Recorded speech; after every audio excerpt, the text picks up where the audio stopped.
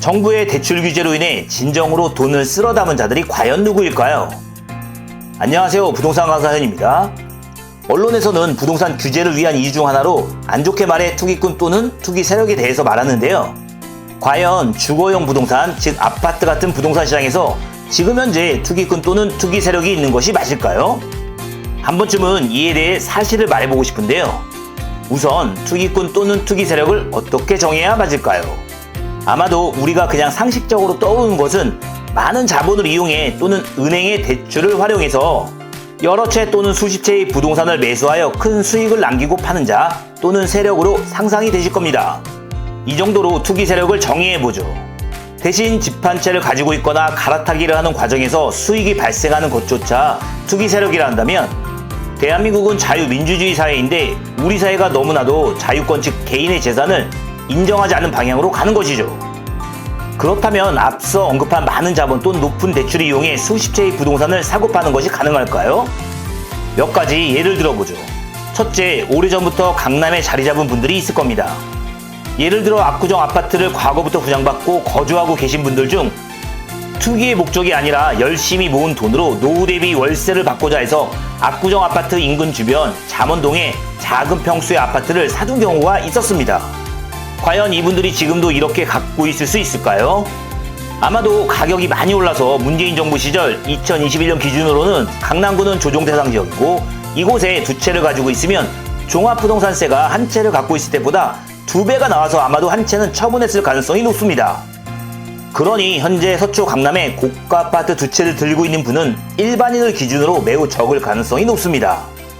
둘째, 그렇다면 경기도 수원, 하남, 용인, 기타 지역에 저렴한 아파트들을 많이 보유하고 있다면 어떻게 될까요? 과거 투기 세력의 전형적인 모습입니다.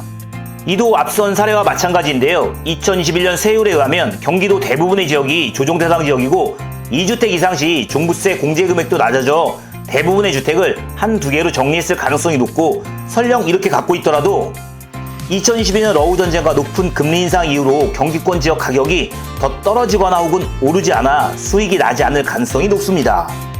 셋째, 위 둘이 아니면 부동산 경매나 공매로 레버리지가 높은 대출을 일으켜 싸게 낙찰받아 1년에 몇 번씩 사고 팔고 하는 것은 어떨까요? 헌데 이것도 쉽지는 않습니다. 지금의 경매 시장은 우선 싸게 낙찰받기도 어렵거니와 부동산을 1년 이내 팔면 양도세가 77%여서 2년 이상 보유를 해야 일반 세율로 가고 또 두 개의 부동산을 보유한 상태에서 다른 물건을 낙찰받으면 취득세 중과가 있어서 쉽지 않습니다. 결론을 말하자면 지난 문재인 정부 시절 부동산 규제로 부동산 투기 세력은 종말을 고했다고 봐도 무방합니다. 대신 떠오르는 투기 세력이 있습니다. 이들은 마음만 먹은다면 수채 또는 수십 채의 집을 갖고 있어도 문제가 안 되고 잘 파악도 안 되는데 바로 외국인들이며 이 중 특히 중국인들이죠. 외국인들이 국내 은행을 이용할 때는 대출 규제 등의 영향을 받겠지만 국내에 진출해 있는 외국 은행을 통해 대출을 받는다면 대출 규제에 영향이 없습니다.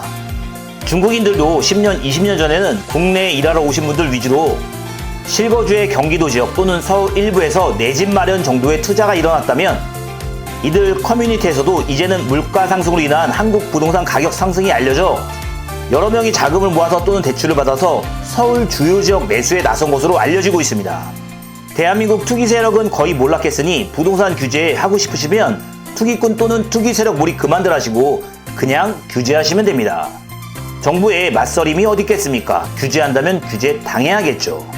자, 오늘 영상은 여기까지입니다. 감사합니다.